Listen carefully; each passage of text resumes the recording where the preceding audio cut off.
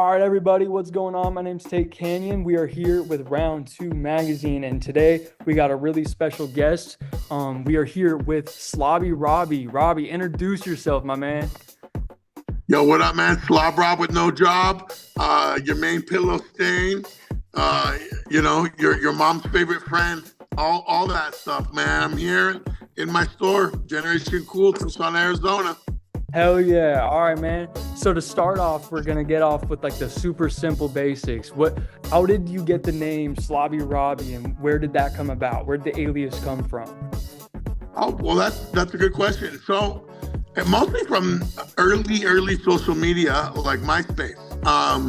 Just, messing around, and I had different nicknames, and I called myself Slob Rob and Slobber and all this. And then one day, this girl started calling me Slobby Robby on MySpace, and it just stuck, and she wrote me a poem. And I met her one night, and I'm like, yeah. And she's like, you're Slobbert, from MySpace, right? And I'm like, yeah. She's like, I'm going to write you a poem. And so I wake up in the morning, and on my MySpace wall, she had written me like a nice little prose. And it said, Slobby Robby, he's my favorite hobby. If I was a hotel, he could sleep in my lobby. And then I changed my MySpace name to Slobby Robby, and all my homies thought it was funny, and it was almost kind of a joke, like my homies didn't call me that. My homies called me Rob. But like a lot of girls and a lot of people, we were on the nightclub scene, so a lot of these people really did start calling me Slobby. And you can't choose your own nickname, man. It's usually what latches on with the public. So that was an early social media nickname. It's also a famous Garbage Pail Kid character. So I ended up using that as like my photo, and I ended up sort of branding myself with this rhyming name and this Garbage Pail Kids motif. And that was early on in the MySpace days. So by the time I hit Facebook and Instagram, I wasn't really having to think about what my handle was. You know what I mean? That's super fire. I love that. You don't get to pick your own nickname. It's just given to you. It's like this God-given thing. It just shoots down, and that's who you are for the rest of the time. Literally. So kind of going down into it, you're a man of style, bro. You're always dripped out. So to start off into like getting into like how you got into that personal style, can you give us a fit breakdown of what you got on right now? Yeah, I mean, this is, I like to, for the most part, I like to say that I've been wearing the same type of stuff since middle school and high school, because I still, although I couldn't afford Gucci and some of this stuff, in high school, there was the stuff I liked. But, I always liked beanies, ever since I was skating in 7th, 8th grade. In the winter, it can be really cold here in the morning, and then it can get really hot in the day. So I'd wear a beanie in the morning and then take it off by afternoon. So I've always worn beanies, always liked big glasses like Cazals and Lokes, if you will, like gangster glasses. So I always wore big glasses. I was known for wearing big Lokes in middle school. And then, after high school, when I started like making more money and whatever, I started like getting more into jewelry. But for instance, a baseball jersey is something I've been wearing since high school. I love baseball jerseys. I love sort of that, whatever, that classic idea of sort of streetwear, sort of like a NWA, Sox, Raiders, LA Kings. I come from that sort of, especially this outfit sort of comes from that, late 80s LA school of style. They got a little Dapper Dan in me. I like a good, what is Dapper Dan called, this logomania? I like a good monogram. But then I like modern stuff, and I'm into like shit like, I got the Yeezy foam runners on the feet. I like futuristic one-piece shoes. I like weird footwear.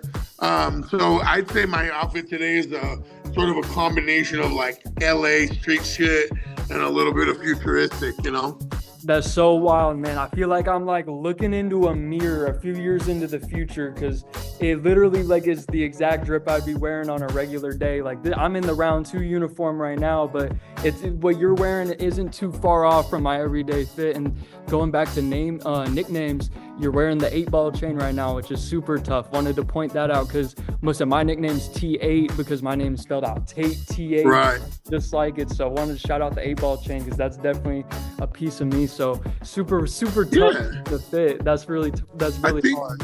I think stuff like pop culture references, and again, this whole like idea of like pop mania and logo mania, and I really embrace that. I got from Wu-Tang to Versace to Mercedes. I got this old like bootleg street like New York homemade Nike ring, but ever since I was a kid, and I was into skating and shit, the 8-ball has always been like a really cool sort of symbol, So I made this myself with the real authentic Gucci chain too. So I got that's a little DIY. hard. There's a little DIY to my C's, That's hard. I fuck with that. So you mentioned the bootleg. And we'll talk about like the store and the show in just a little bit because you brought it up. I got to bring it up because growing up, when I was watching Slobby's World and your show, you were such an advocate for bootleg and knowing the difference between real, fake, what would you call it? The realistic fit, the Fugazi, something close. Yeah, so you're running a whole gamut there of authentic. There's stuff like fan-made stuff, and there's bootleg, and then there's replica, and then there's just straight fake, And so there's this whole like sort of spectrum of stuff, especially when it comes to designer or with anything really. Mm-hmm. And you were such a big advocate for that, where before I watched your show, I would hear fake and it had such a negative connotation, or bootleg had such a negative connotation. But hearing you talk about it on the show, you also like celebrated it and loved it, and always like shown love to the designers and all the stuff outside of it, because you showed like a very clear distinction between fake and bootleg and what was beautiful and what was a clear ripoff. So right. Magazine, can you explain to the people like your version of kind of what you believe in and what that kind of brings to the table for real, fake, all that bootleg? Yeah, so I mean, I go way back in screen printing, which is a very DIY screen printing is a very like skate and punk rock practice at its roots, in a way. So I took screen printing class in 5th grade at summer camp, and I took the asterisk from the Red Hot Chili Pepper logo, and then I took the Stussy lettering, like the classic wide graffiti one, his old one, and I put Stussy with Red Hot Chili Peppers, and I made a shirt. Came home from camp, didn't really think anything of it, was riding my BMX around, and some college dude pulled over in his car, and he's like, "Hey, bro, where'd you get that shirt, bro?" And I'm like, "Oh, I made it." And he's like, "Can I buy it from you?" And I'm like, "No." But that was an early moment for me when I realized that you can like, have fun with it.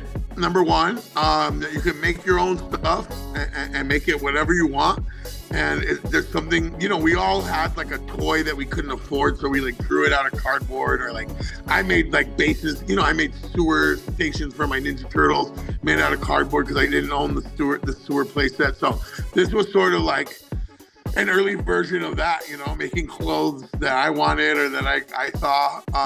And then, as I got older in my late teens, early 20s, I started looking on eBay and finding stuff like bootleg Nike hoodies and bootleg Jordan stuff. And I'm thinking, well, why is it Air Jordan, but it's printed on a Fruit of the Loom, So these were early ideas that I had.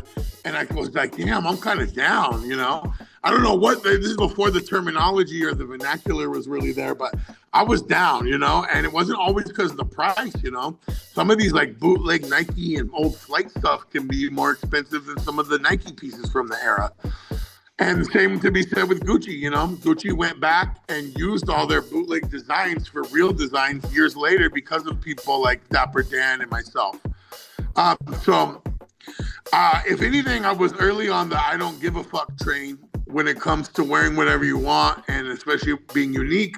Sometimes wearing one of one, custom, fan-made, bootleg, if you will, is a good way to be unique, especially back then, So vintage bootleg, I think, is the key. I love, the modern boot sort of era that we're in now. I love it. Love all the Marvel stuff, all the Marvel, modern boot wrap tees. I could name dozens of homies that make great modern boot stuff, but I like the vintage bootleg stuff. And of course, bootleg Bart, it's something within the bootleg genre that became its own subgenre. So there's a lot to it, but there's an art to it also. And I love the look. I love the collectability. And I love that whole movement and that energy of, like, I'm going to put a fucking Fred Flintstone Grateful Dead shirt and call it Grateful Fred. I have it right here on my wall, and it's Fred Flintstone on acid. Like, I love that where two things can meet, through a bootleg process. Totally. No, I think that's really well said. And just kind of moving forward with the store, Generation Cool, you're talking about a lot of really dope old vintage pieces. And with your store, that's like basically exactly what you specialize in, is 80s and like the super vintage stuff, just aside from like, maybe what's in round two, which is like maybe some higher end Supreme stuff or some different terms of like what vintage streetwear is. So for the people at home, could you explain kind of what the store is and what your profession is in finding like the 80s vintage? Yeah, the store is a direct reflection of me. I celebrate, and I come from the school of a true boutique, where a boutique is a smaller, very specialized store. So in Paris, I went and visited Europe a lot in my early 20s, and I visited very specialized boutiques. A woman who just makes all bows. A guy who sells all hats, a hat store, just ball caps, just hats, and that's so cool to me. So in the sense we're a true boutique, in the other sense we actually encompass a lot of different things because we're so like pop culture, collage, like blah, but we are 80s and 90s boutique at our core because that's my life. I was born in 1980. So the 80s was my childhood. In the 90s, I was more into like Polo and Wu-Tang Clan and, selling drugs and that whole culture, like, East Coast rap, Mobb Deep, as opposed to like when some other people were getting into Pokemon and Power Rangers. The 90s for me is a little bit more of like my lifestyle now. But the store is a direct reflection of me in every way, and in that everything I sell is something that I was either into or collected, or something I wanted, or something my homies had, or something that I admire from those two eras, that I remember. So it's rare that I deal with anything that's not true to me. This is why we don't have a lot of Carhartt, double knees, because that doesn't mean anything to me. That has no connection to me, so it wouldn't really be in our store. That's super fair, and that's a very good, comparison to like exactly what was, popular in that era as well. So talking about the curation of the store, I mean, there's a lot of pieces that are behind you right now that are probably extremely hard to get. So maybe for the people at home, and maybe giving a little bit of sauce to people that are trying to be in your shoes, how do you source stuff like that? How do you keep the shop consistently filled with the crazy shit that you got on the shelf? Yeah, well, vintage has been through so many phases that I think of what a lot of people would consider what we have to be like lower top shelf, or like upper mids maybe. Stuff that I used to call mids is now like kind of our bread and butter, and stuff that most people would consider top shelf probably is not as much of our bread and butter, mostly because we want affordable clothes. So we range pretty heavy in the 40 to 200 price point, and that goes really well for us. I'm looking at a few $500 tees up here, but we'll leave the $2,000 shirts to the faded, whatnots of the world, because that's not really my cup of tea. Even when we were doing the Marvel tees, because I love Marvel, we weren't really charging those really high Marvel tee prices because we kind of, in a way have stuck to the same thing, for better or for worse. Financially, we probably stuck to our guns a lot more than most of these stores, because we kept our prices the same generally, and we didn't really succumb to like the hype, So I wouldn't really carry a Kanye $1,000 rap tee, and I never have carried something like that. As far as sourcing and keeping things consistent, having good relationships. So I have a great friends and people and family and people, business partners and people who find stuff, and we have a great relationship. We have a great relationship with our customers who bring us stuff still every day, buy, sell, trade. That Buffalo exchange. Really straightforward model, trade high, cash out low.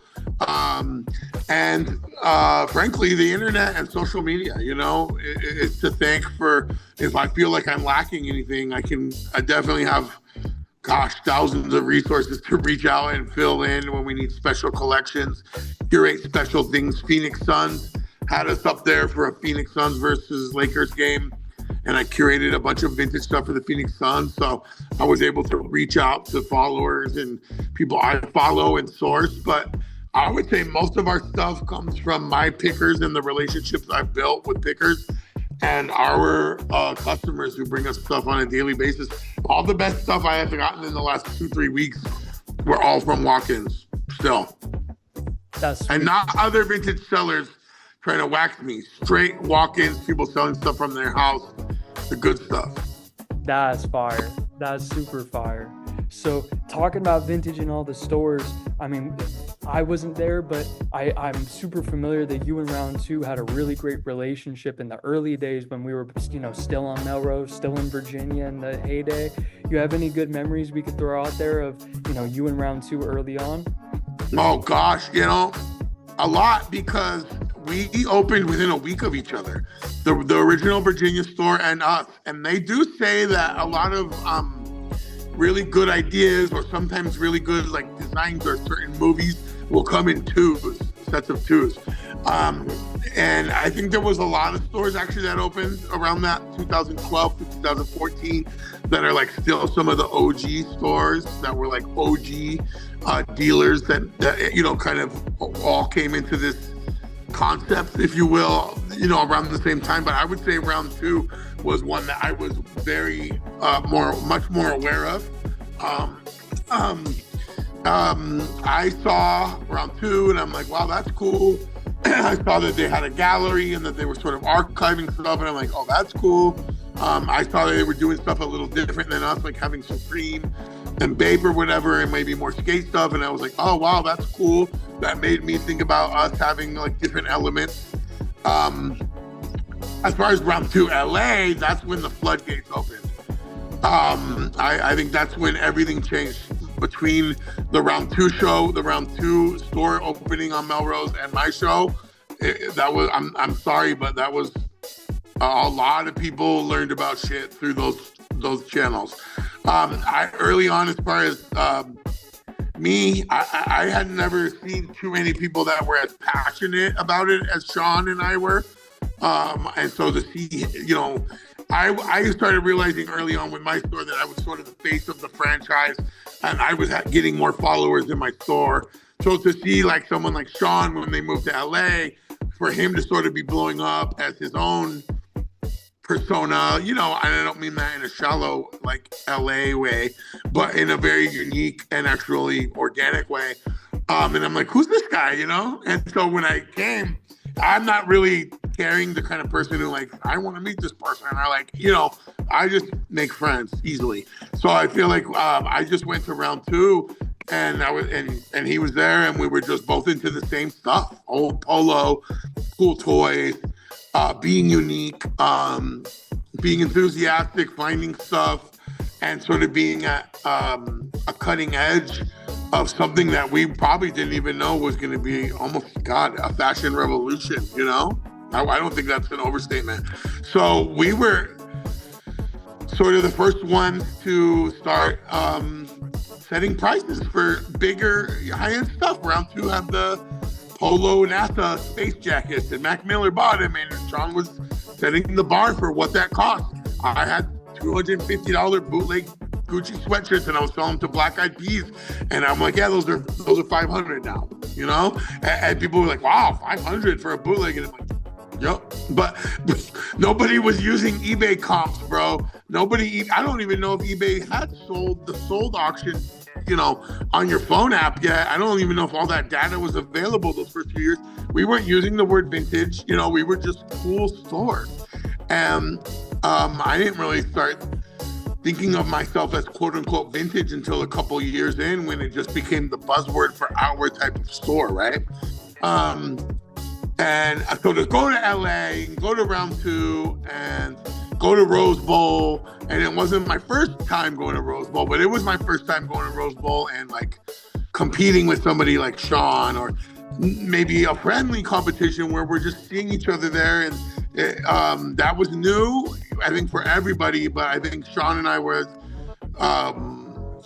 people that people looked up to, and that people probably aspired to be like us, because we were our own bosses, and we were good parents, and we were good family men, and we were making a name for ourselves, and we were making a career for ourselves by doing something that we were having fun with, and that we were super authentic and actually wearing and collecting the stuff ourselves. And that's a big deal, is that Sean and I were collectors. And if you're just in it to be a reseller, it's just, I feel like it takes half the fun out of it, right? The other half is feeding your kids and living off of it, and that's great. But the other half, where you actually enjoy it, I think that's something that brought him and I a lot of good fortune and positive energy, and that was a very authentic version of what everybody else is now. So Sean and I were the authentic OG versions of that. No, I totally agree, dude. That's very, very well said, because at the end of the day, why both the shows, the round two show and Slobby's World, performed so well was because you guys were like a completely organic peephole into what this niche was, which is vintage. But like you said, when you guys were making the show, or when you guys were first starting out, it was just what you were interested in. So now that there's like these buzzwords, vintage and all this stuff that are popping up around now, it's like you guys have been interested in what this buzzword has now become. So just people being immersed in what you guys are into and seeing it kind of be fulfilled and set right there. Like you guys kind of have like this path now set.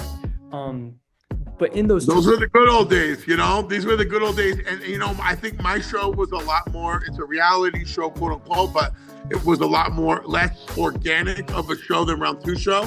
But the fact of the matter was, you had a real person in me, a real person in Sean, Luke, Chris, and people on the show.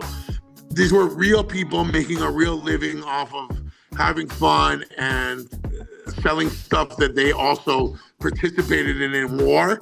And I think that was I hate to say the good old days or the golden era, but that was the real deal. And it was before people did it. People started skating to be a skater at one point, right? And those were posers. So Sean and I come from the pre-poser era. No, totally. I definitely agree with that, because of vintage. Yeah, the one thing with your show that, like I said at the very beginning of the interview, was everything you were interested in and everything you talked about wasn't just I got this piece. It's like you screamed in the camera, pointed, and let people know like why you specifically cared about the thing and why you were really excited to bring this to this person, because it was a mission and you knew the mission and you knew in your head, and correct me if I'm wrong, that like this is where this piece belongs, because you knew the Lord, right. You knew why it should go that place. And if you see someone react a certain way, maybe they don't deserve to have that piece, or maybe you raise the price a little bit because like the rightful belonging place to the piece. Yeah, we're the original gatekeepers. Yeah, it's the true carousel though. It's like we didn't do a good job of gatekeeping this business though, my bro. I have a feeling everybody caught on.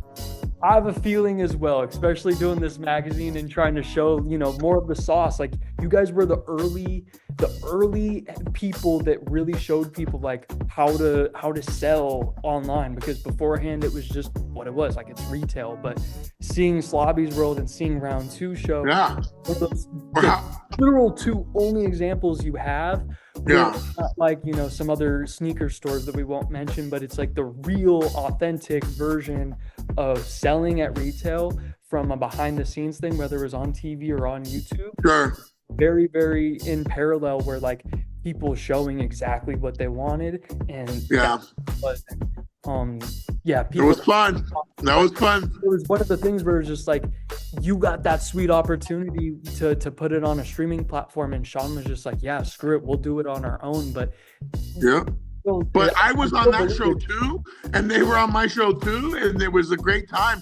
And in real life, man, I was showing up, and they were like holding Versace shirts for me, and like, we were all selling clothes to each other back then. It was real.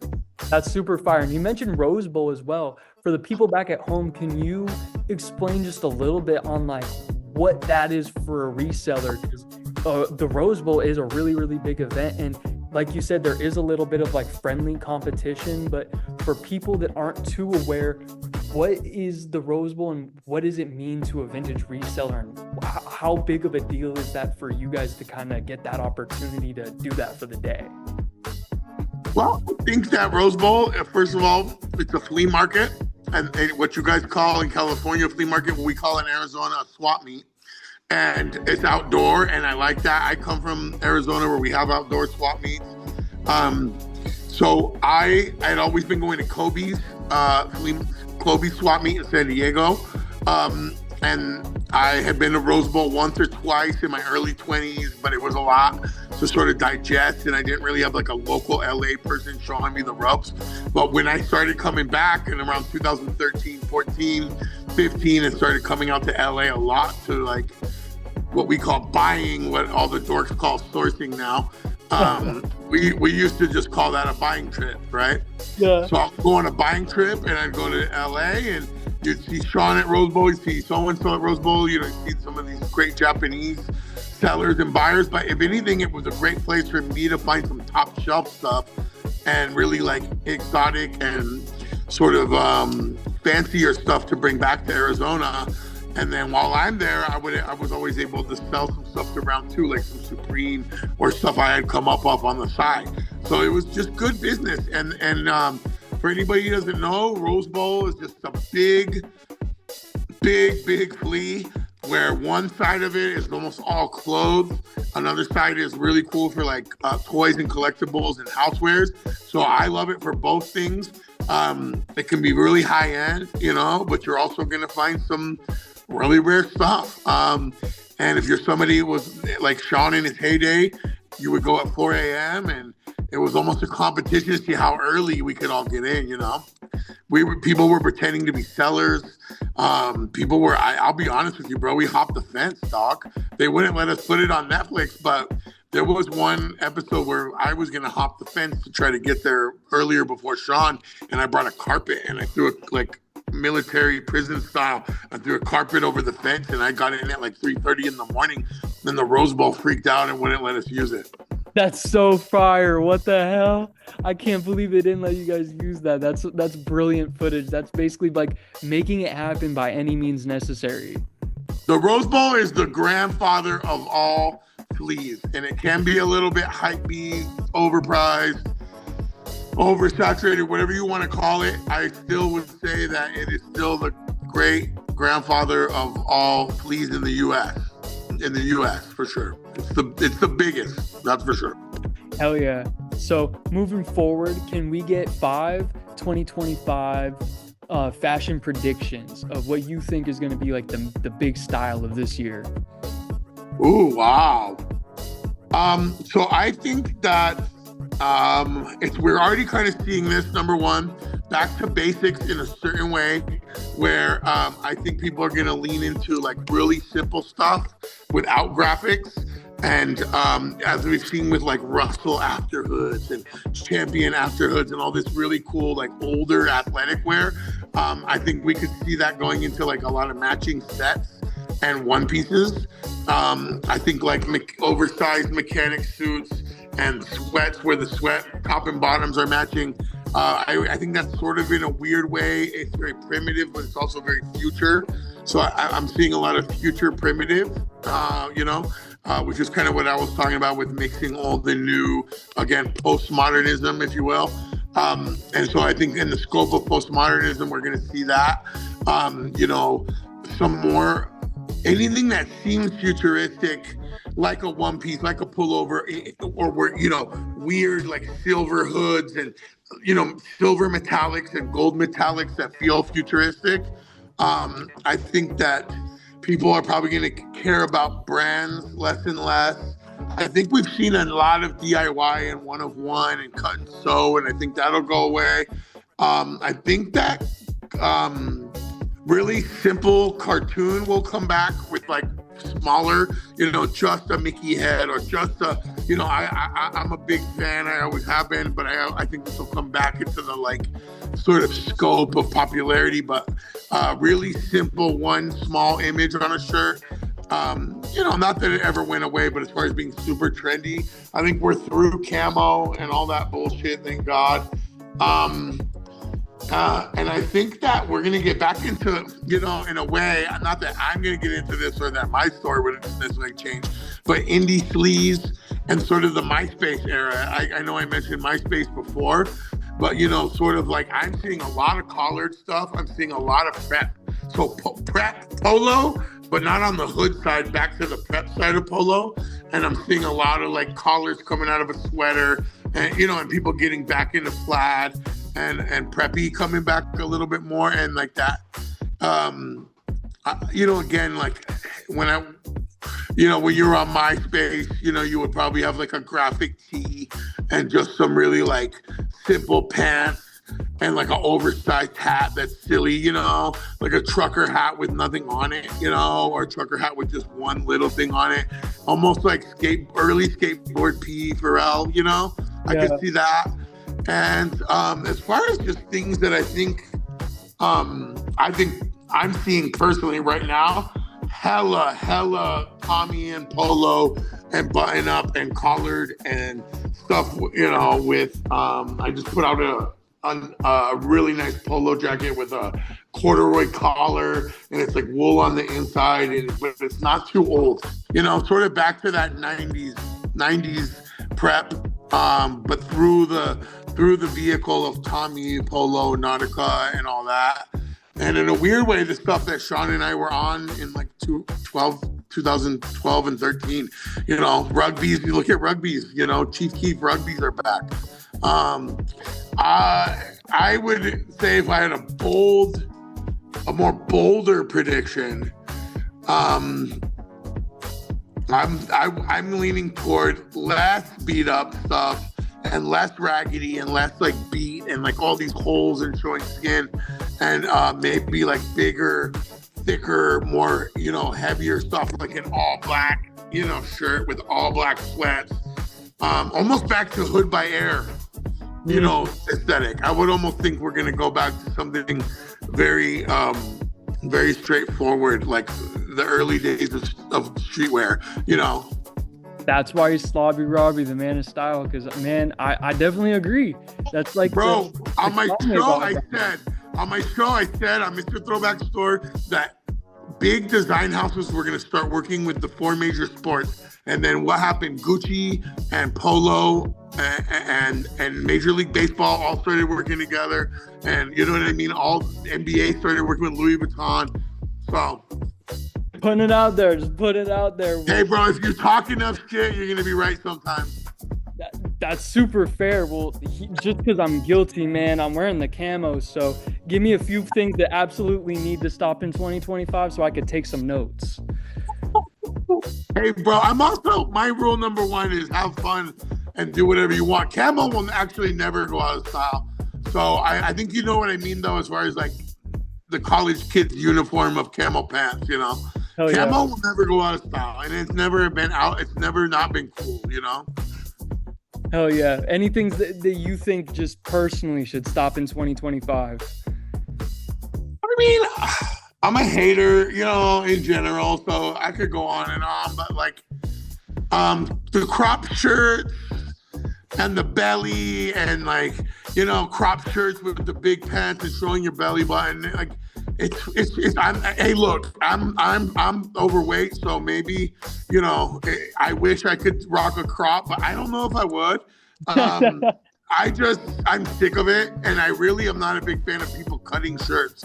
I like to maintain a t-shirt's original integrity, and I have no dog in the fight other than I don't like when people chop the bottom of a shirt off. It hurts me. It hurts my feelings.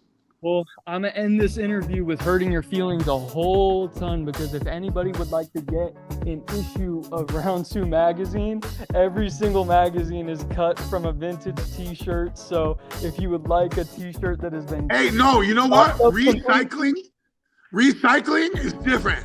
I like it. Recycle, and we good. I'm on board with that. Everything in my store, bro. We reuse all our tags. I don't let anything go. That's why I have so much back room, because we like to reuse everything. So I fuck with it. That's so fire. Well, if you guys want to get a copy of the magazine with Slobby in this interview, make sure to go grab it. Round2magazine.com, Round2 Magazine on Instagram. Robby, is there anything that we could end this with to let the people know where to find you, what's going on, what's happening? Yeah, I got my YouTube channel, Generation Cool TV, is launching at the end of the month. We're going to do top 10s from Slobby's World. We're going to bring back old Slobby's World content and a bunch of new stuff where I do stuff like toy reviews, hat reviews, getting more specific about really cool, items that I maybe slept on from the past. And a lot of Meta glasses and Ray-Ban stuff where I'll be going to fleas and I'll be able to talk some shit and have some banter with people at flea markets. So a lot of stuff coming on YouTube. Shout out to Round Two, Sean, Chris, Luke. I don't really fuck with most people, but I fuck with Sean, Chris, and Luke from day one. And a lot of people didn't fuck with me in LA back then either. So I want to thank them. And no joke, shout out to Round Two in general. I appreciate you, gang. I'm a huge fan of you and everything you've been encapsulating and showing off for the past few years, ever since I found the show. So I want to thank you for having me and letting me ask a few questions to you. Have a good rest of your day, man. This has been Round Two Magazine. I appreciate it so much, gang. Hell yeah, brother. Peace. Peace. Have a good one, man.